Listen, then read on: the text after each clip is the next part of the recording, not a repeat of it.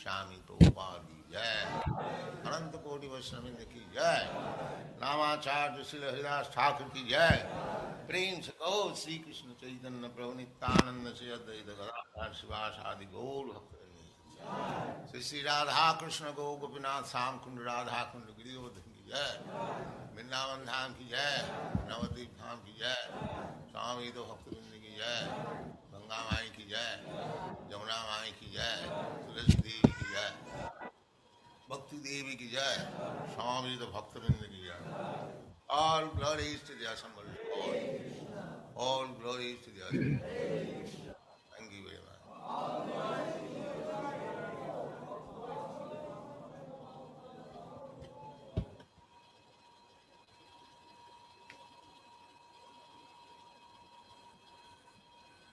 Hare Krishna, dear devotees. Welcome everyone to our morning class at the Bhaktivedanta Manor on the Chaitanya Charitamrita.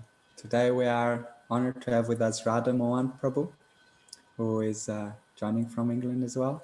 And thank you, Prabhu, for being here with us today. It's a pleasure. Yes, for us as well. For us as well. We are happy to hear your nice classes. So, with no further ado, I pass it on to you, and you can begin your presentation. Hare Krishna. Hare Krishna. So, this morning we are reading from the Chaitanya Charitamrita, Madhya Lila, chapter 6, and we'll be doing 4 verses actually. We'll be doing from verse 227 to up to 230. Jaya Jaya Sri Chaitanya Jaya Nityananda Jaya Dvaita Chandra Jaya Gaur Bhakta Vrinda Jaya Jaya Sri Chaitanya Jaya Nityananda Jaya Dvaita Chandra Jaya Gaur Bhakta Vrinda Jaya Jaya Sri Chaitanya Jaya Nityananda Jaya Dvaita Chandra Jaya Gaur Bhakta Vrinda. So as usual, I'll do the classical Bengali and then of course the English translation for the first 3 verses for now. Yeki Anandita Haila Mahaprabhu Man Prima Vishtahana Prabhu Koila Anganandingan. Sri Chaitanya Mahaprabhu was pleased to see this. He became ecstatic in love of Godhead and embraced Sarvabhauma Bhattacharya. Dui jane dari dunhe karena natan Prabhu Vidya dunaspashe donhara foleman. The Lord and the servant embraced each other and began to dance. Simply by touching each other, they became ecstatic. Verse 229.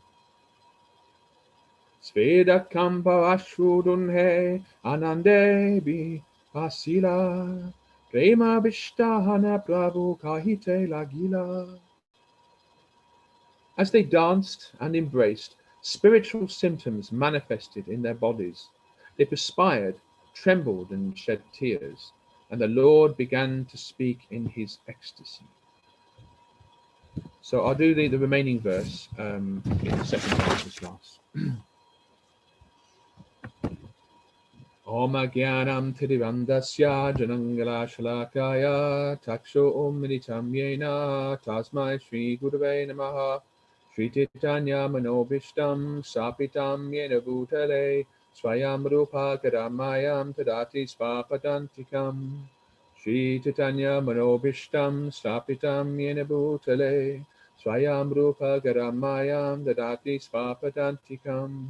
He Krishna Karuna Sindhu Dinabandhu Jagatpate Gopisha Gopikanta Radha Kanta Namostate Vanta Kalpatarubhascha Kripo Simbhudevacha Patitanam Pabambiyo Vaishnavyo Namo Namaha Nama Om Vishnu Padaya Krishna Bhutale Srimati Bhaktivedanta Swami Nityanamine Namaste Saraswati Devi Gurvani Pacharine Nivasesha Shunyavadi Prashatade Satarine Jai Shri Krishna Chaitanya Prabhu Nityananda Sri Advaita Gadadhar Sivasadi Gaur Bhaktivinoda Hare Krishna, Krishna Krishna, Hare Hare, Hare Rama, Rama Rama, Hare Hare, Hare Krishna, Krishna Krishna, Hare Hare, Hare Rama, Rama Rama, Hare Hare.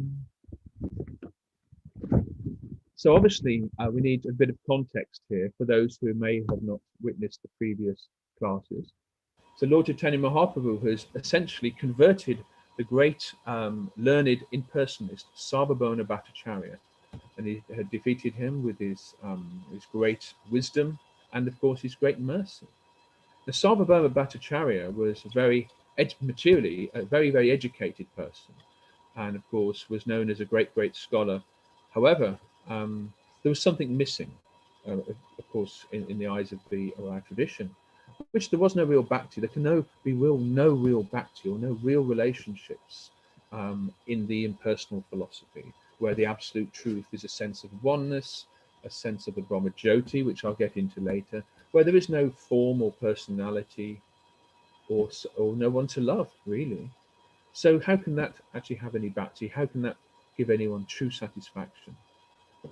So anyway, of course, after Sarvabhauma was admitted defeat by the reasoning of Lord Chaitanya, who was able to basically, let's just say, pick faults, let's say, or pick flaws in Sarvabhauma's poems and his purports to the Vedas. Lord Chaitanya Mahaprabhu exposed himself, of course, as the Supreme Personality of Godhead right in front of Sarvabhauma Bhattacharya by showing his Vishnu form, four-armed Vishnu form, and then also showing his form as Lord Krishna with two arms. And at that moment, all truths were revealed to Sarvabhauma Bhattacharya, who by that time had become most humble. In other words, Sarvabhauma Bhattacharya, he wasn't a bad personality at all, but he had just taken this certain path, the impersonal philosophy, which actually was very prominent in India at that time, due to the influence of Shankaracharya from several centuries earlier. But it's very prominent. In fact, all the greatest scholars in India at that time were of that type. So we cannot underestimate the significance of Mahaprabhu's theological contribution, if you like, or in terms of India's history. Anyway, of course, suffice it to say, Sarvabhauma became greatly purified and became a wonderful devotee. He saw Lord Chaitanya, who would lay the carpet in front of him, and he would dutifully, with great gratitude, actually, with the right attitude, with great humility, accept a little bit of Mahaprasad from Lord Jagannath, Lord of the universe. And along with Lord Chaitanya's Mahaprabhu's embrace of Sarvabhauma Bhattacharya, this word basically was, obviously, again, Lord Chaitanya's mercy upon this personality. And after smelling the tulsi leaves as well, of course, as the Kumaras did, he basically became a great personalist, a great devotee. Lord Chaitanya Mahaprabhu himself later said, "He who takes shelter of the Supreme Personality of Godhead receives his causeless mercy and can pass beyond this ocean of nescience." Now that line from Mahaprabhu, which actually comes later in this chapter, is very significant because there's different meanings to it. If you unpack it, what does it mean? He's just said to Sarvabhauma Bhattacharya, only those who receive the mercy of the Supreme Lord become free from the ocean of nescience. So what does that mean? What it means is the fact that those who are on the personal path are not freed from the ocean of nescience by logic, or they are not completely free. In fact, what they would do is maximum they can achieve is enter the Brahma Jyoti, which is something I shall describe when we get to verse 230 a bit later on. But here, I think these particular verses describe the basically ecstatic symptoms. After I read 229 again, as they danced and embraced, spiritual symptoms manifested in their bodies. They perspired, trembled, and shed tears, and the Lord spoke in ecstasy.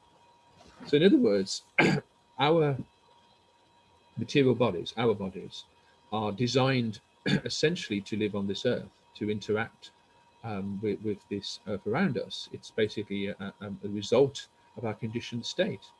And our very existence and life on the earth is a result of our karma.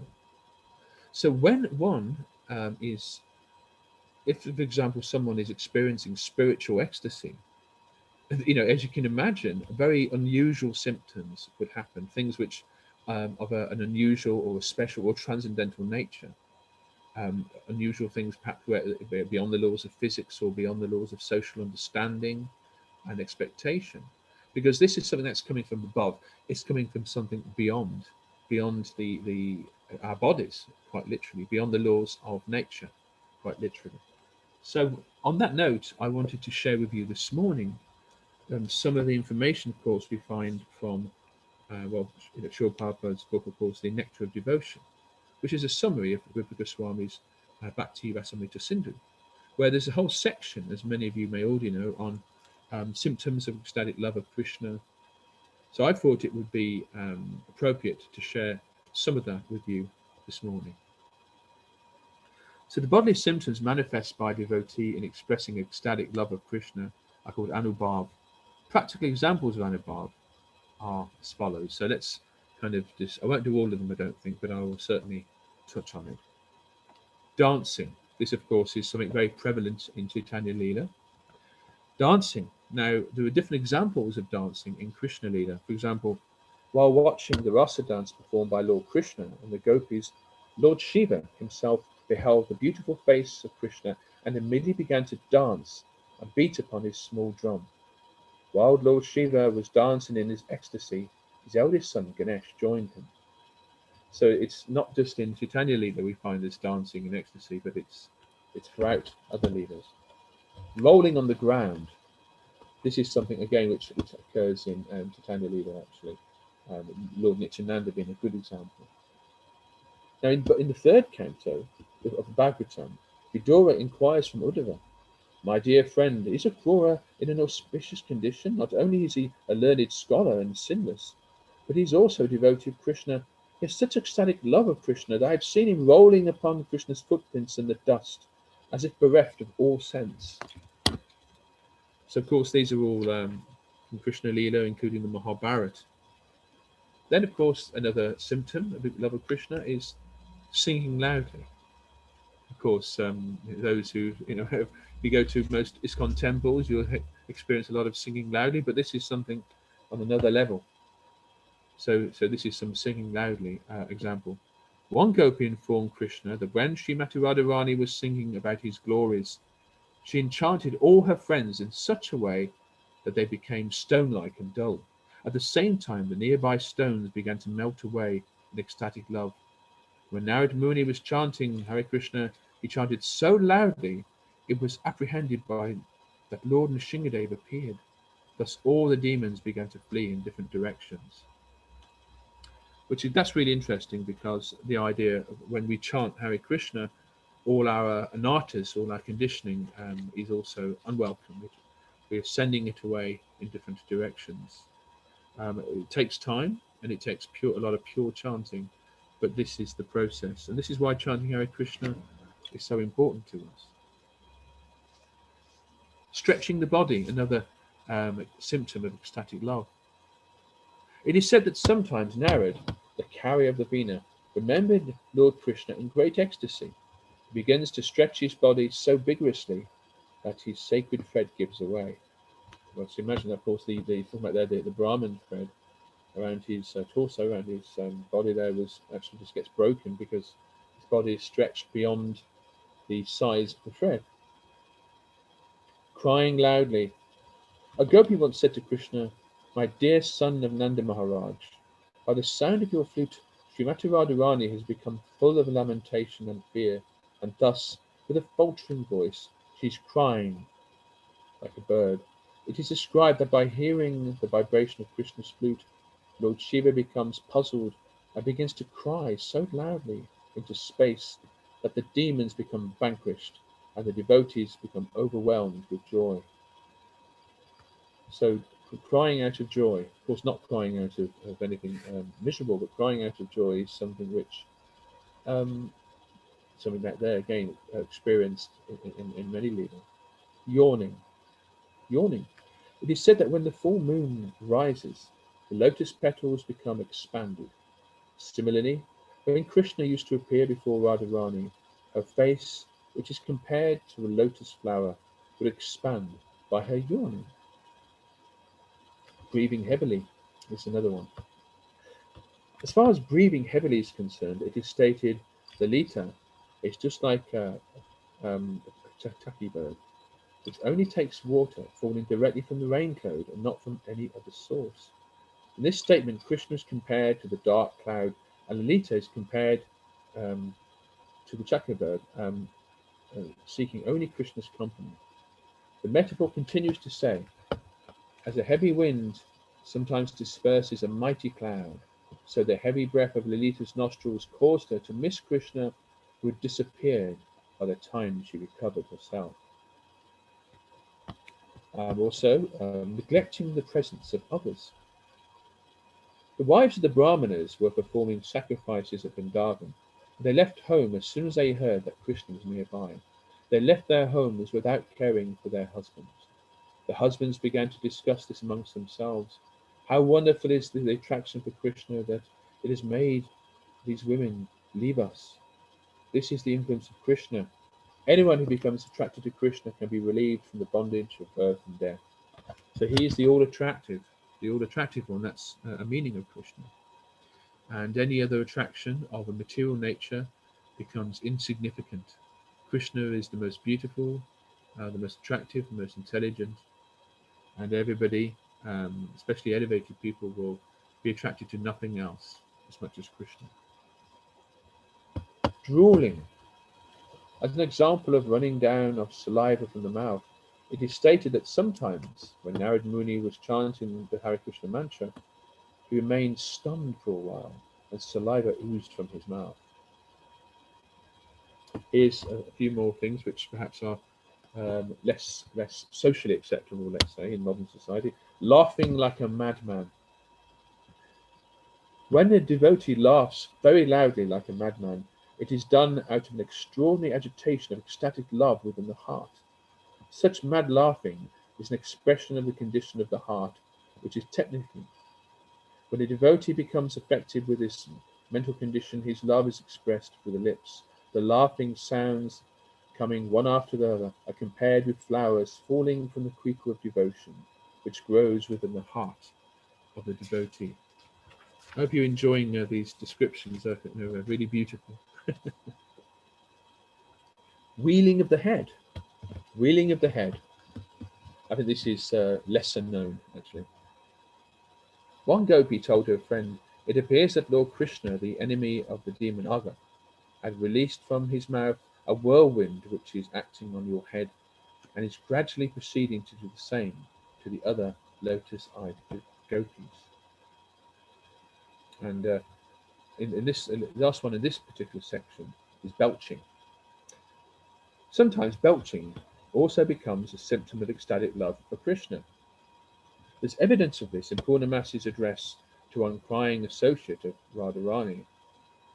She says, my dear daughter, don't be worried because Srimati Radharani is belching. I'm about to offer a remedial measure for this symptom. Do not cry so loudly. This belching is not due to indigestion. It is a sign of ecstatic love of Krishna. So that's amazing, really.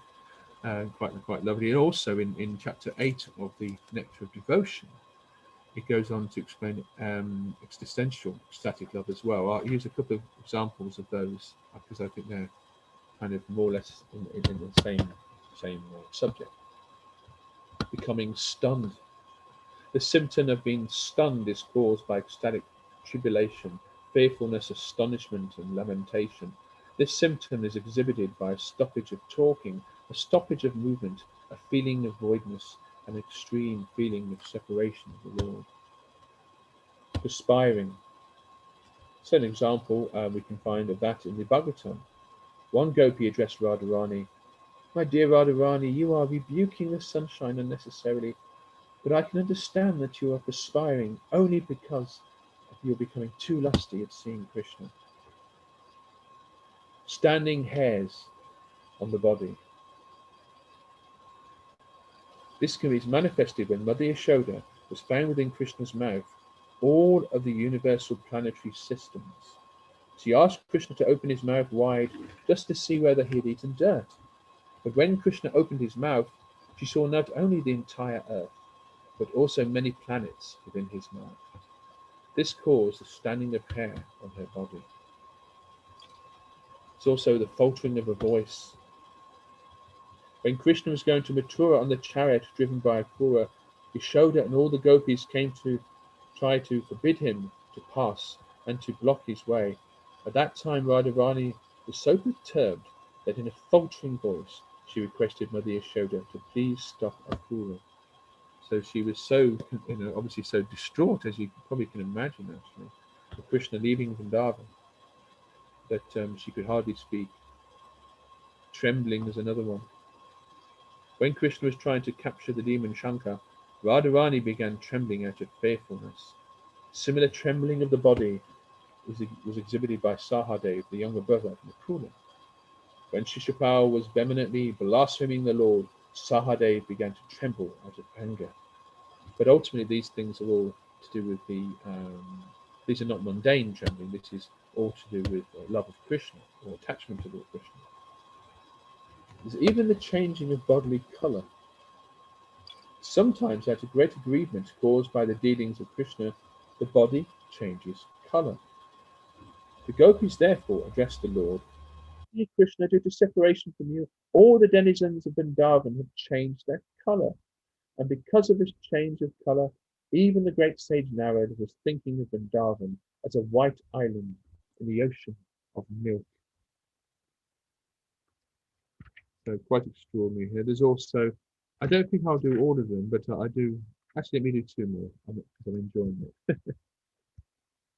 Devastation. When a person is confused by simultaneous happiness and tribulation and does not know what to do, this state of confusion is called palaya, or devastation. In this condition of palaya, one sometimes falls down on the ground and all the symptoms of ecstatic love become manifest. So obviously, although devastation appears to us to be a negative word on the material platform, actually in this context, all the symptoms of ecstatic love of Krishna are manifest within this trait. So I mean that's quite extraordinary. It's actually one of the highest, one of the highest realizations. Out of the many ecstatic symptoms of the body, the symptom of being stunned is especially significant. According to the degree of being stunned, the vital force within the body becomes agitated, and due to such a state, the other ecstatic loving symptoms sometimes become altered. These transient ecstatic symptoms gradually develop, and in the course of such development, they are sometimes called smoky, sometimes blazing, and sometimes called shining. These 3 degrees are experienced for many, many years, and they extend to different parts of the body. And like the shedding of tears and the faltering of the voice, the condition of being stunned is spread all over the body. The shedding of tears and faltering of the voice are simply localized symptoms. So there you go. So in other words, sometimes it's just one aspect of the body, other times it's the entire body. But I'll share those with you. I think they're quite delightful. Now we're going to move on back to the Chaitanya Charitamrita, chapter 6. And now what we're going to do, we're going to move on to the verse 230.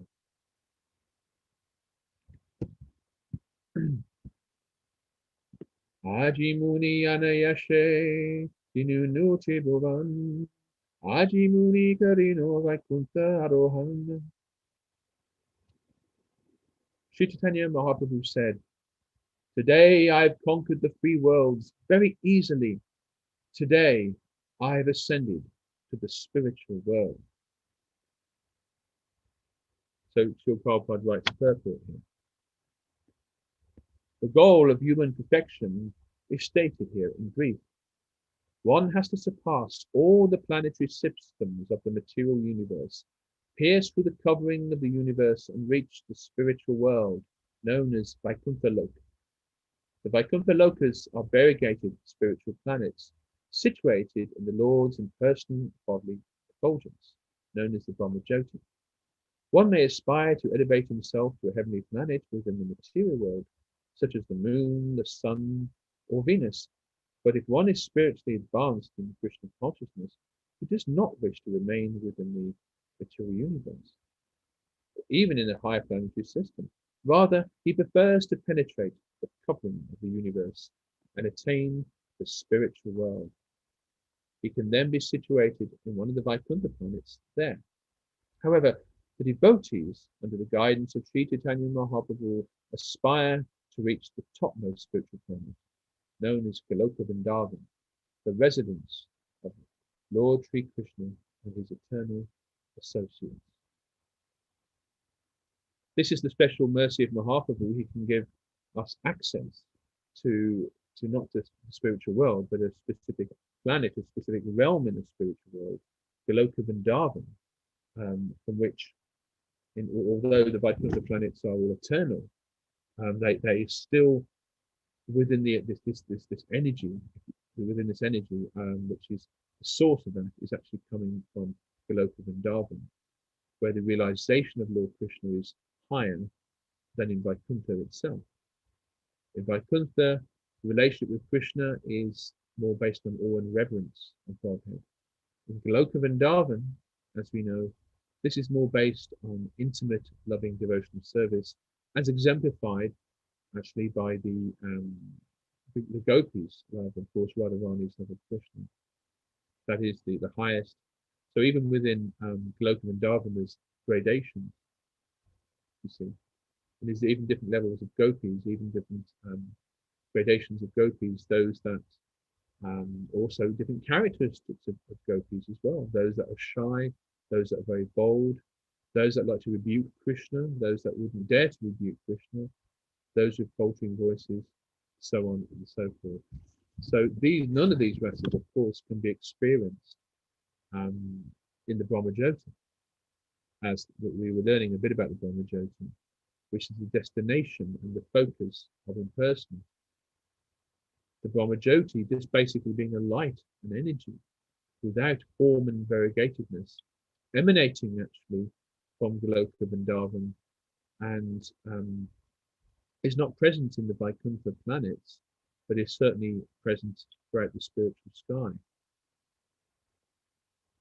Vaikuntha planets, of course, are there as well, and they are also the destination of personalists, but not necessarily, they don't contain Lord Krishna in his two-armed form, or as a child, or a baby, or as a youth, or even as an adult. Rather, it is the Vishnu, the Narayana forms, or the form of other Vishnu avatars, like Lord Ram or Lord Nrsimhadev. They're all coming from Vaikuntha. But again, the lotus flower, sometimes we see images of the first canto of the Srimad Bhagavatam, where there's a big picture of a lotus flower, and then emanating from that is the Brahmajyoti. So within that wall of that lotus flower is Goloka Vrindavan. The Brahmajyoti itself is still beyond, in many ways, is still beyond this material world.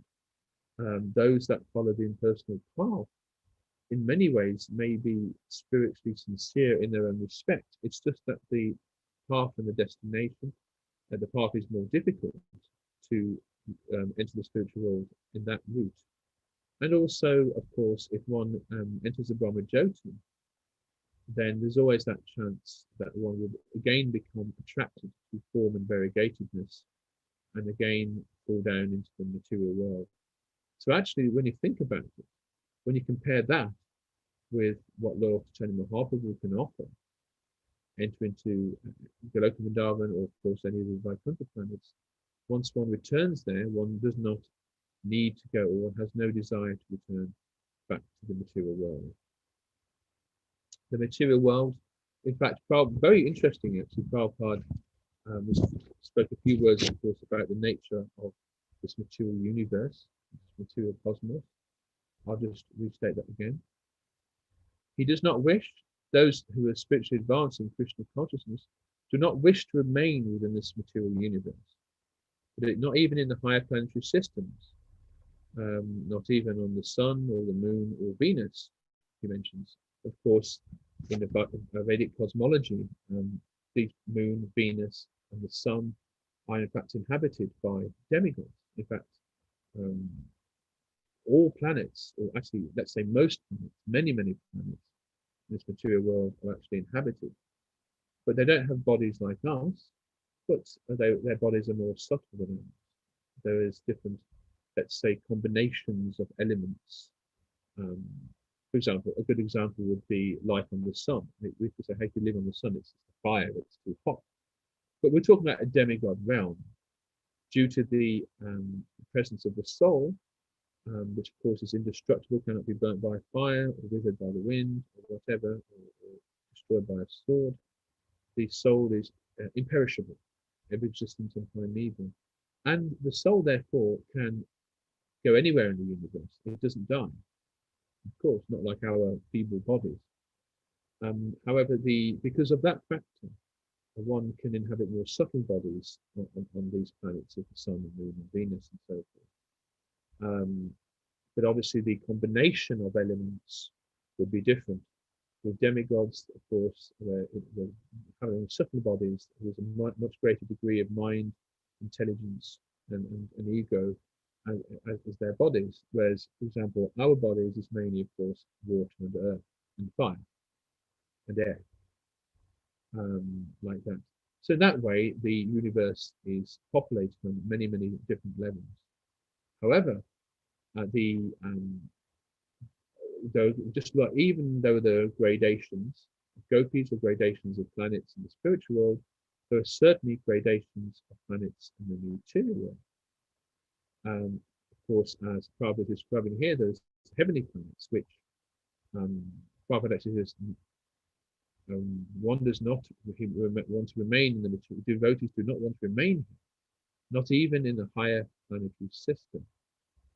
What that means is that there are some yogis and some people who perhaps are attracted to more of the Karmakanda section of the Vedas that may not seek liberation from birth and death, but may be aspiring to enter a heavenly planet or a much better condition of life, in a higher standard of living.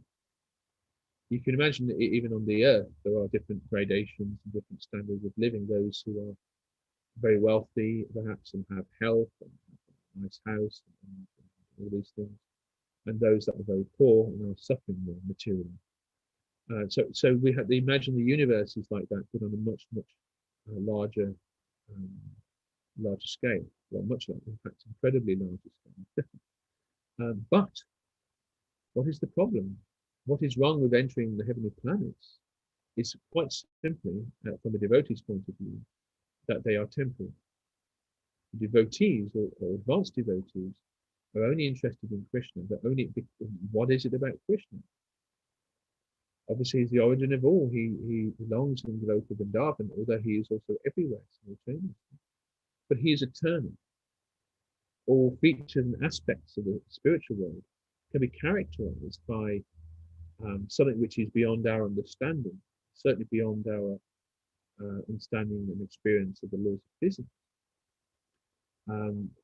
Something which simply does not end. It has no beginning, middle, or end. It just is. That yet, although these different Krishna leelas can take place, so therefore that denotes the sense of beginning, middle, and end, as we would experience. But yet there is no end, and that bliss gets more and more blissful as well. So there's no end of bliss and there's no end of time. There is no time. Well, time as we experience is color, time, material time that ends, a cyclic time actually. But that is not a feature of the spiritual world. That is only a feature of the material world. Simply when Mahavishnu lies in this ocean of nescience, in the causal ocean, and starts breathing, he's obviously at that time the universe is, as he breathes out, the universe has come out. The pores of his skin exist for some time, and then Lord Mahavishnu breathes those universes back into the pores of his skin again, and that's the end of that particular set of universes. So at that point, I suppose you could argue that is the biggest, and indeed the original measurement of time.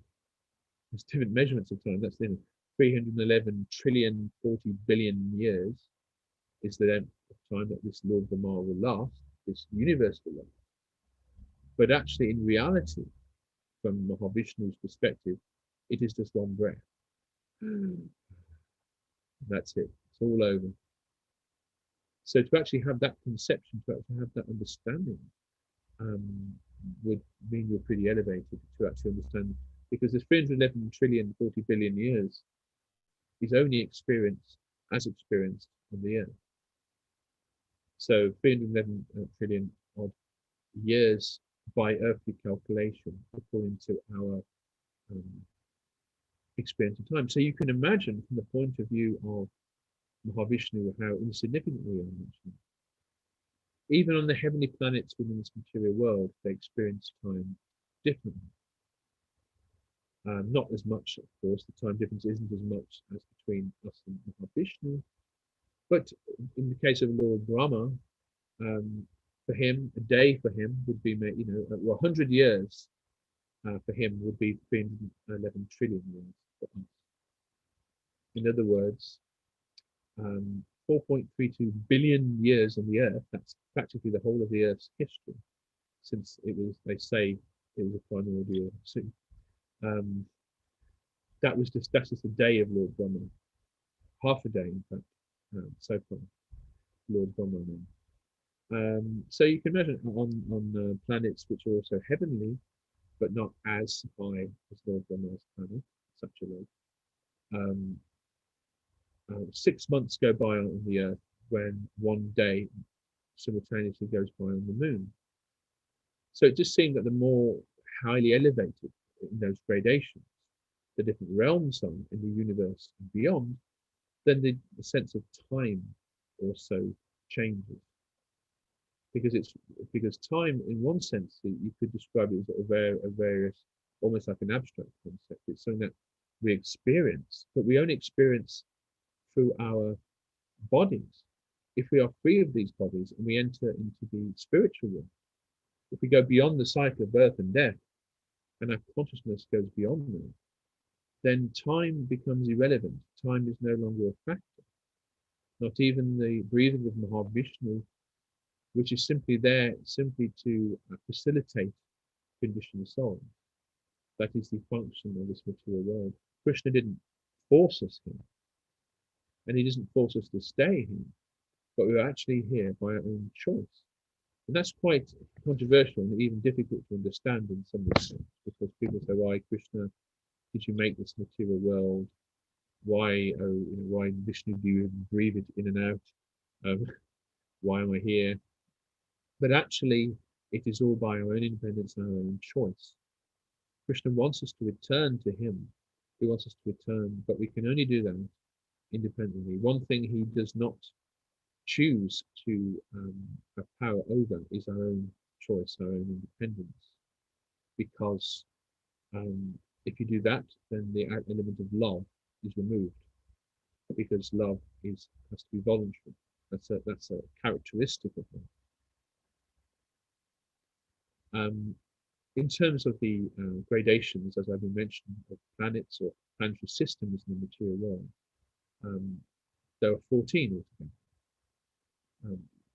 There are, of course, the Earth, which is roughly in the center, but then you've got 7 lokas, 7 levels above and 7 levels below. Now, the first thing is we have to understand loka. What is the definition of loka? Vaikuntha lokas. It's not necessary. It doesn't translate as planet, actually, although you have expressions like Burloka, or Burgola, or Burloka, referring to the Earth level. But it doesn't necessarily translate directly as planet. It's more like a gradation, a level, because the Vaikuntha, Loka, or Gloka, locally. It's like a level of consciousness. Let's put it like that. Depending on the level of consciousness that you're in, then there's a planet appropriate to accommodate your level of consciousness and indeed your karma. But however, within those locus, if you like, those planetary systems, there are many, many different planets, but they can be categorized, let's say, within, let's say, one of those 14 planetary systems, 14 planetary categories or divisions. Recently, I've been a part of discussions organised by the Bhaktivedanta Institute of Higher Studies, the BIHS, which is, although based in Gainesville, Florida, is naturally, especially in this day and age with Zoom and so forth, is international. There's quite a lot of members, of course, in India, UK, United States, and Australia, where we get together on Zoom. We talk about Bhagavatam cosmology or Puranic cosmology, actually, and also other works like Jyotish Shastras, Surya Siddhanta, and anything which, of course, is to do with astronomy. Not so much astrology, which of course is the zodiacs and predicting the future of things, but astronomy, which is the nature of the universe, and even cosmography, which means that even the nature of the planets and the formation of planets and so forth. So we discuss a lot of these subjects in the hope and with the objective to influence the TOVP projects for the Temple of the Vedic Planetarium in Mayapur. Many of you already know, of course, a fantastic, great new building there. And there's the main dome, of course, where there is the Panchatattva and all the main deities that go in, of course. Huge, huge thing, larger than St. Paul's Cathedral, huge, huge dome. And then, of course, there's the west dome and the west wing and the right wing, sorry, the east wing and the west wing, relatively close to the main dome.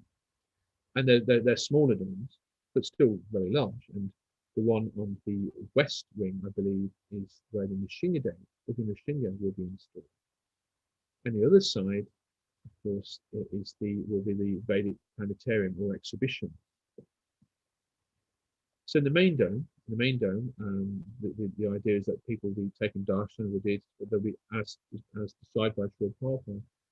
People will be looking up and they'll actually see a depiction or a model and of the universe and beyond Bhumandala and these various locals. But actually, there's going to be a miniature version of that in the East Wing dome, which is dedicated to exhibitions of this nature, as I mentioned, where there perhaps be, and then within that, and also within that same dome, there will be, I guess you describe it, or the thoughts are, the plans are, from what I hear, is like a museum of thought revolving around Vedic cosmology, but also the works of, for example, Jutakama Prabhu with, for example, forbidden archaeology as well. Some of his work is more there, but also you have, for example, the work of many scholars and devotees, let's say, devotees who are into this stuff, will also be represented in some way. That's what it's hoped. For example, Sadhaputta Prabhu, the late Sadhaputta Prabhu, who's done a lot of work for the Bhaktivedanta Institute in regard to this subject. His book, Mysteries of the Sacred Universe, Vedic Cosmography and Astronomy. There's a lot of fantastic articles he's written as well that have appeared in Back to Godhead magazines and that touch, a lot of it is on Vedic cosmology as well. So, of course, the idea is that I think that there's so much of this stuff, there's even a lot of history of thought, including in the Madhva Sampradaya, other Sampradayas, but also the Gaudiya Sampradaya as well, who have, let's say, there's resources, and views, and depictions and illustrations on Bhagavatam cosmology. I'm trying to understand Bhumandala as well, which is like described as a flat disk in space, about 4 billion miles across, and as a feature in the universe. And above it, of course, is the 7 higher lokas, and below it is the 7 lower lokas. So what I'm going to do in the remaining few minutes of my class, and I know there's probably going to be a few questions as well, I just wanted to describe a little bit about the lower ones, because of course the higher ones, the higher lokas, the higher planetary levels or systems, Satyaloka, of course, the abode of Lord Brahma. Then of course you've got Tapaloka, Janaloka. You're going down the gradation. Mahaloka. Then you also have Indraloka, Dhruvaloka, and then Bhuloka, Bhavaloka, Earth-like planets, where advanced humanoid beings like could reside, Siddhas, Gandharvas. Bhuloka, which is the Earth level, but Bhugola, specifically the Earth globe on which we reside. But underneath these planets, of course, you've got Bilgaswan, lower heavenly, subterranean heavenly planets, whose populations are underground, it's subterranean realms. Atala, I won't go into the details right now, but just as a general overview, Atala, Vitala, Talatala, Mahatala, Sutala, Patala, Rasatala. So these different realms as well in the universe, which are, many of them, their standard of living, material living, is much higher than we experience on the earth, but they're described as lower because spiritually they're lower. Their consciousness is lower, and they're enjoying so much with their own perhaps science or their own achievements, their own standard of living is so much greater than what we can barely imagine actually on the earth.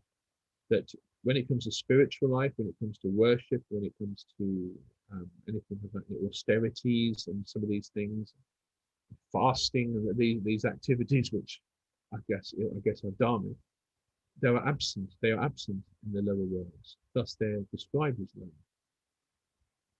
Of course, by the time you do get to Rasatala or Patala, things start getting quite dark, where they would become unattractive to us, where people live in holes like snakes, described with the Nagaloka, particularly people who are snake-like beings, let's say, who can even change shape and living in dark places where there no sunlight reaches. So everything has to be artificially lit. So that's basically some of the characteristics there of the lower planets. So again, this gradations, as I've been talking about in the material world, material universe, is not necessarily to do with standard of living or how heavenly it might be. It's actually more to do with gradations of piety and consciousness, like that. The Earth is described as being in the middle region, the middle category, because we have, let's say, a mixture of heaven and hell in a sense. On the Earth, we have impiety, but we also have piety. We have extreme suffering, but we also have enjoyment here. Whereas in some planets, very low in the material universe, described as Naraka planets or hellish planets, there's only suffering. Their karma, I guess, is taken in that direction, unfortunately. Not eternal, nothing's eternal in this material world, but for, I guess, a long time they would suffer in hell before returning to the earth, because they deserved it, basically, or their karma, what they deserved and what they desired took them to that planet. So of course, but the earth has hellish aspects itself, but it also has more heavenly aspects. It's just that when you visit these lokas, you get those characteristics, but in more fullness. The whole planet is beautiful. For example, the whole planet is beautiful. No problems, no diseases, heavenly ones, no stress. And in the lower and in the hellish planets, everything is the opposite. Everything is just terrible. But of course, as Prabhupada writes in his purport, devotees are not even aiming to enter any of those planets. We are aiming to the eternal world, the spiritual world, which is higher and above all of these things. So that's the character, because even the demigods, even Lord Brahma, as long as they live, still their life is temporary. 311 odd trillion Earth years, but the length of Lord Brahma sounds like a long time, but to him, it only feels like, I don't know, 80, 100 years maximum. Only feels like that to him. So he also has to die. Lord Brahma also has to die. All the demigods also have to perish. And to them, it just feels like a lifetime, a normal, so-called normal lifetime to them. So there's that fear that where am I going to take birth next? So we don't want to keep taking birth in the material world. We want to enter the spiritual world where one doesn't have to take birth again, where one can attain one's spiritual form and live forever in bliss and happiness. So I'll stop there, Prabhus, but I'm now going to put my headphones on, so it'll be easier for me to hear if there are any questions. So just bear with me a second. Hare Krishna. Hare Krishna, Prabhu. Hare Krishna. Thank you so much for your beautiful class. We heard very nice things. Very beautiful reading about the ecstatic symptoms of bhakti and what are the external manifestations of those who have attained pure love of God. It was very, very beautiful and inspiring to see the exchanges between the divine couple in the spiritual world, and in this way help us understand what are the dynamics of spiritual life. As well, you spoke in this last part, you spoke a lot about the journey to Goloka Vrindavan, and how the advanced devotees do not desire even for heavenly pleasure or to merge into the Brahmajyoti. This raised a few questions, and the first question we have is from Prayajan Prabhu in the temple room, and is asking, what is the position of Satyaloka, where the great sages exist? Because they come down to the earthly planets to spread Krishna consciousness. So, well, that sounds like, I'm not sure, that sounds like a rhetorical question in the sense of what is the position of the great sages that come from the higher planets to preach on the earth. So that's what they do. You know? It's true, sometimes you do find that great personalities from Satyaloka, or sometimes there's a lot of great sages also in Janaloka and Tapaloka, the destination of people who've performed tapas, austerity. Janaloka, those that have performed great feats of celibacy and things like that, in great brahmacharis and sannyas. Some of them may take birth there. But of course, they're still in the material world, but it does seem that, yes, great souls do voluntarily, I suppose, come to the earth to preach. That's possible to do that. And if, in fact, it's described that people on the heavenly planets can even voluntarily come to the earth simply to take birth in Lord Chaitanya Mahaprabhu, to take part in Mahaprabhu's movement. Yes.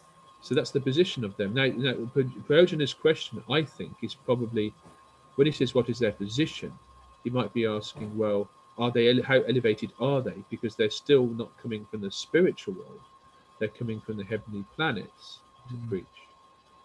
And there's even an interesting quote by Bhaktivedanta Sarasvati Thakur, which I've heard about, where he once looked at the moon, Bhaktisiddhanta, and said, oh, I'll have to go there and preach because there's too much sense gratification on the moon. So it does seem that there are some personalities, Narad Muni perhaps being the best example, and we've been speaking a lot about Narad Muni today, that they are so advanced they can voluntarily travel around the spiritual and the material worlds and preach, if you like, and take part in pastimes. So the sages that Prayojana Prabhu is talking about appear to be more in that category, as far as I know. There may, of course, be some sages that may not be qualified in some way to go to the spiritual world, or choose not to go, perhaps. they're not quite in Narad Muni's category perhaps, but still they come and they preach Dharma, preach good principles and Dharma principles on the earth. That's also quite possible. Like we said, it's Mahaprabhu that can take us to Golokam Vrindavan, and Vaishnavism and so forth that can get us into advanced levels, as it were, of course, to Vaikuntha. But demigod worship, for example, if you worship the demigods, you go to the planets of the demigods. But that's still a promotion, actually. It's better than living an adharmic life or a life of sin. So there are even beings that come from the heavenly planets and whose objectives is to help humankind, but it's according to perhaps their own traditions and their own mentality, like that. I think that Thank helps, you, doesn't it? yes, it gives some light on the question. Yeah. The second question that came is about the stages of purification, because when we hear the exchanges between the divine couple, some understanding or some samskars come in the heart. And by these imprints, this spiritual imprint in the heart, we become to construct a relationship with the spiritual, with the eternal. But it seems there is a transaction stage. There is a boundary which is crossed. As we are hearing Katha, Krishna Katha, our heart becomes imprinted with some scars. But then there is a stage that comes after. There's a boundary. There's something that transforms. What is it, and what happens as these samskars are being built? Are you talking about the?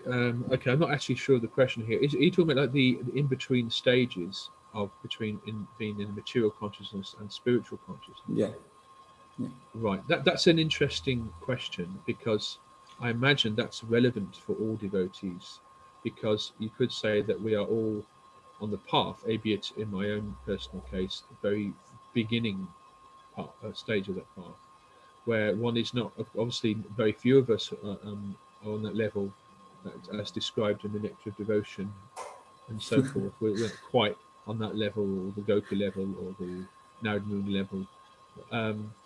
So what you're saying is, what happens before we get there, right? What are there any symptoms we can exhibit before we? And the only thing I can say to that is this, because I it's a kind of a difficult question for me to grasp. But there are characteristics of great devotees. We read in the Gita, don't we, that Arjuna asks Krishna, how does one, if one is a great devotee, how does one sit? How does one eat? How does one behave? What are the characteristics? And that's something that we can explore, because I don't think that some of the extent, like the hair standing on end and so on and so forth, is something which is going to be experienced. We're going to see too much of that because we're in the Kali Yuga. However, you do see devotees, how sometimes they can be fixed up, how they can be blissful. We have to understand that if someone's happy, but also not only that, but here's something else I want to talk about. It's about culture. It's about values. Because before we become superhuman, we have to become human. We cannot go to superhumanhood without being a human if we are previously an animal, or almost like an animal. What does it mean to be human? It means polite, humble, forgiving, patient, pleasant. For the most part, we have to look at how we behave as people, and then we can start thinking about being superhuman.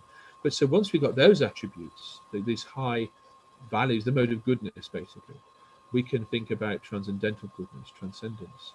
And crying in kirtan, for example, not just doing it superficially, but really relishing the holy names. And occasionally this is experienced actually in ISKCON, especially in kirtan. I remember once when it was actually a Prabhupada Vyasa Puja day, and someone was talking about their remembrances of Prabhupada, for example. And I can't remember the details, it's not necessary to know them. But this Prabhupada disciple was reading something, and she began to cry, not out of sadness, but out of happiness. It wasn't a mundane thing. Another devotee started to cry as well. And this was not out of misery, this was something else. I felt this was something very special. In fact, there's many examples of people who took darshan of Srila Prabhupada who would describe these kind of things. Even Prabhupada himself would exhibit. So there was once when I think Prabhupada was giving class, and he stopped, and then he started to cry. I mean, tears were coming down his eyes. And so, Prabhupada, are you okay? One of his senior disciples said, Srila Prabhupada, are you all right? And he said, I am so grateful for you. You see, he was so grateful that he could serve his Guru Maharaj. Makes me cry now, actually. So this is not mundane, this is special. Anyway, that's my realizations on Yes. that question. I hope that helps. Thank you for your help. There's one last question from Harika Mataji in the temple. She asks for help to understand this ecstatic love for Krishna, because we need to be in a spiritual world to experience, or can we sometimes have glimpses of it in our mundane life? Very good question. Very good question. There's a second part to it. Sorry. Oh dear. Does the love we feel for human beings, is it actual love, or is that just lust? That lust and only love for Krishna can be real. Okay, I think I understand those two questions. Okay, I'll answer them quite quickly because I can see that we need to finish class. Okay, it's got written here in the chat. All right. Okay, I'll be very, very quick. Let's start off with the slightly more accessible one for us. There's different types of love. I think the word in Sanskrit there's 8 different words which would translate as love into English. So for us, the English language, we have love of parents, love of neighbours, love of spouse, love of children, and then love of God. But in one sense, we're unfortunate because we live in a society where there's not much love, because we don't have the word love, one love for all of that. In Sanskrit, you've got different words for different types of love. So the love of a dog, for example, or love of your pet isn't the same as a love of Krishna. Again, we get into these gradations. However, there's nothing wrong with saying you love your dog, or you love your wife, or you love your husband, you love your children. There is some, because what it is, it's a glimpse of love of Krishna. It's inferior, I would say, but still it's showing great attachment and affection for that. So I think that kind of addresses that question, doesn't it? Yeah. The other question was about, we actually know from the Leela itself, for example, between Mahaprabhu and Sarvabhauma Bhattacharya, in fact, many people who were with Mahaprabhu, who experience in this world, in these bodies, actually experience these type of spiritual realizations. Mahaprabhu himself said, I'm in the spiritual world. Because as I said, the main theme of the class was that the spiritual world is not necessarily a physical place that you enter. Yeah. It is a state of consciousness. Yes. And the answer to is yes, you can be in the spiritual world and still have this body, but it's probably quite rare and special to do that. And the symptoms of that would be some of these ecstatic symptoms that we were reading about today. It is possible we can get glimpses of these things. We can get a drop of that ocean. The spiritual world, of course, being the ocean, the mercy of Mahaprabhu being that ocean. And from time to time, we may get a little droplet of water of that. And it keeps us going. It keeps us going in our spiritual life. Sometimes we get that little bit here and there. And we have to try. The more we try, the more the results we get. And eventually we'll be drinking from the ocean. I hope that helps. I think that's probably the best I can do in the time frame we have. Do you think that's okay? All right, yeah. We'll end up our Chaitanya Charitamrita class here. Yes, everything's okay. Thank you, Prabhu, for your time, for your kind words and wise words. Thank you. His Grace Radha Mohan Prabhu ki Jai. Hari Bol, Prabhuji. Hari Bol, Hare Krishna. Srila Prabhupada ki Jai. Good morning, everyone. Hare Krishna, Prabhu. Thank you very much for your lovely class. Hari Bol, Hari Bol. Hari Bol, thank you.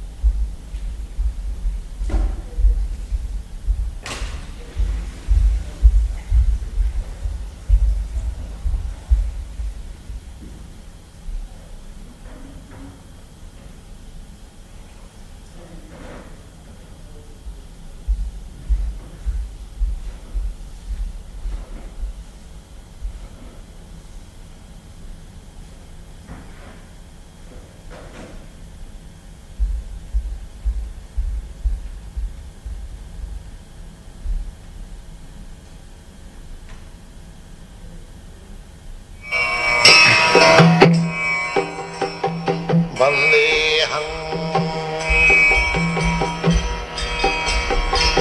Shri Guru Shri Juta Padakamalam Shri Gurun Vaishnavanshan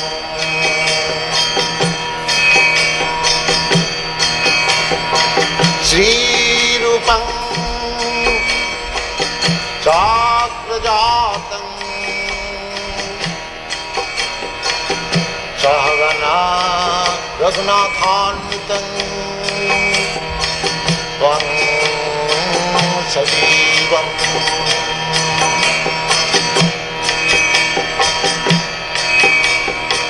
Shadvaitam Savadhutam Parijana Sahitam Krishna Chaitanya Devam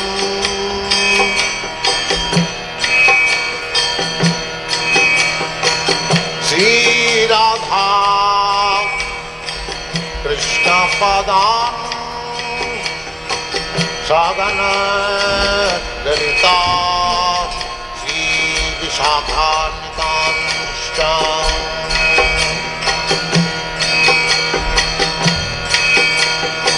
Shri Krishna Chaitanya Prabhu Nityananda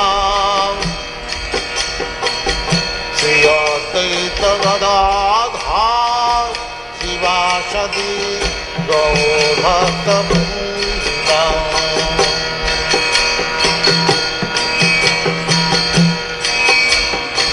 Shri Krishna Chaitanya Prabhu Nityananda Shri Advaita Gadadhar Shivasadi Gaur-Bhakta-Vrinda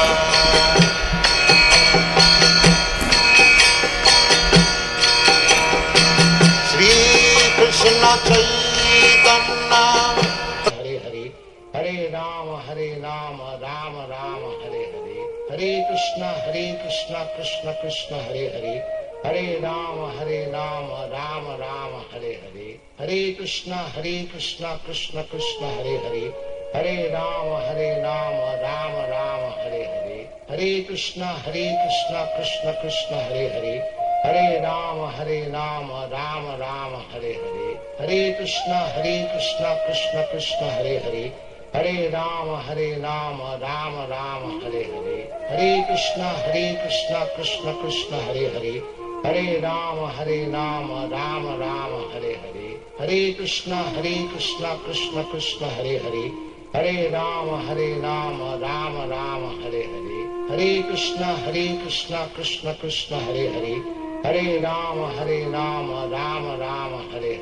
Hare Krishna Krishna Krishna Hare Hare Hare Rama Rama Rama Hare Hare Hare Krishna Krishna Krishna Hare Hare Hare Rama Rama Rama Hare Hare Hare Krishna Krishna Krishna Hare Hare Hare Rama Rama Rama Hare Hare Hare Krishna Krishna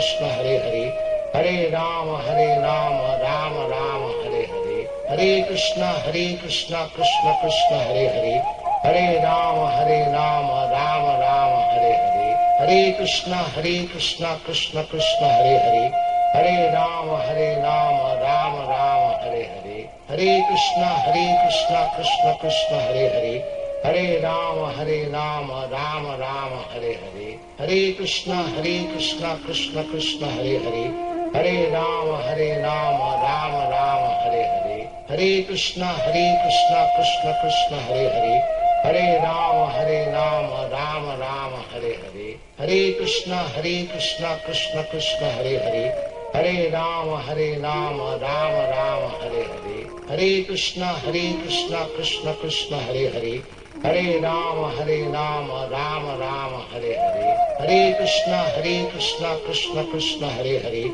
Hare Rama, Rama Rama, Hare Hare. Hare Krishna, Krishna Krishna, Hare Hare. Hare Rama, Rama Rama, Hare Hare. Hare Krishna, Krishna Krishna, Hare Hare. Hare Rama, Rama Rama, Hare Hare. Hare Krishna, Krishna Krishna, Hare Hare. Hare Rama, Rama Rama, Hare Hare. Hare Krishna, Krishna Krishna, Hare Hare. Hare Rama, Rama Rama, Hare Hare. Hare Krishna, Krishna Krishna, Hare Hare. Hare Rama, Rama Rama, Hare Hare. Hare Krishna, Krishna Krishna, Hare Hare. Hare Rama, Rama Rama, Hare Hare. Hare Krishna, Krishna Krishna, Hare Hare. Hare Rama, Rama Rama, Hare Hare. Hare Krishna, Krishna Krishna, Hare Hare. Hare Rama, Rama Rama, Hare Hare. Hare Krishna, Krishna Krishna, Hare Hare. Hare Rama, Rama Rama, Hare Hare. Hare Krishna, Krishna Krishna, Hare Hare. Hare Rama, Rama Rama, Hare Hare. Hare Krishna, Krishna Krishna, Hare Hare. Hare Rama, Rama Rama, Hare Hare. Hare Krishna, Krishna Krishna, Hare Hare. Hare Rama, Rama Rama, Hare Hare. Hare Krishna, Krishna Krishna, Hare Hare. Hare Rama, Rama Rama, Hare Hare. Hare Krishna, Krishna Krishna, Hare Hare. Hare Rama, Rama Rama, Hare Hare. Hare Krishna, Krishna Krishna, Hare Hare. Hare Rama, Rama Rama, Hare Hare.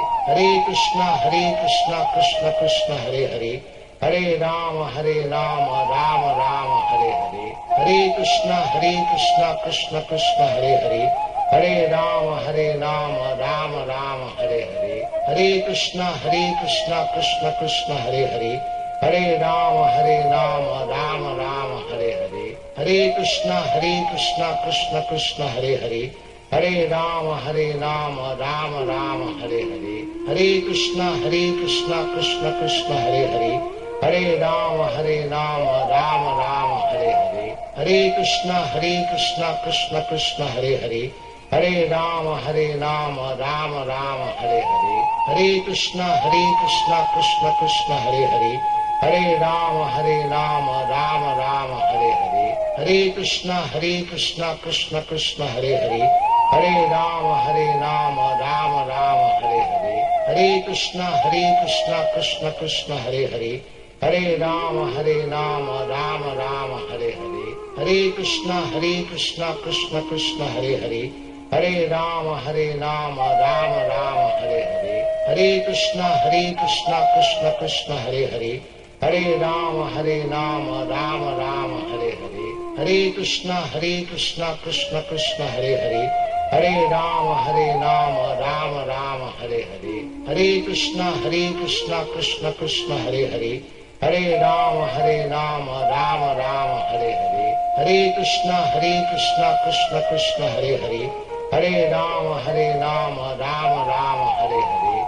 Krishna, Krishna Krishna, Hare Hare. Hare Rama, Rama Rama, Hare Hare.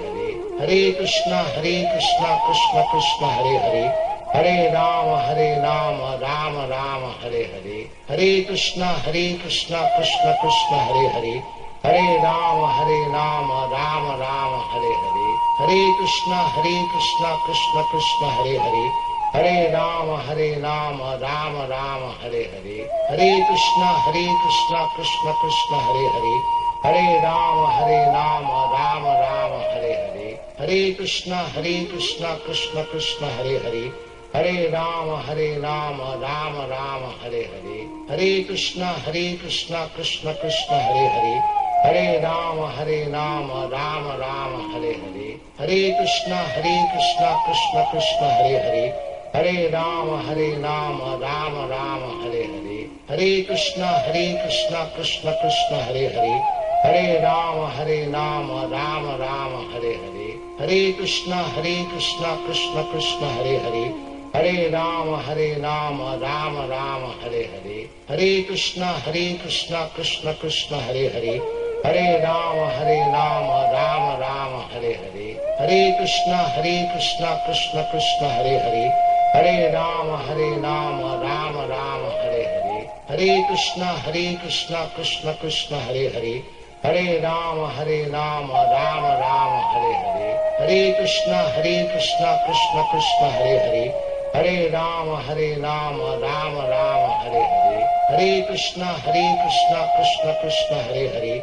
Hare Rama, Rama Rama, Hare Hare. Hare Krishna, Krishna Krishna, Hare Hare. Hare Rama, Rama Rama, Hare Hare. Hare Krishna, Krishna Krishna, Hare Hare.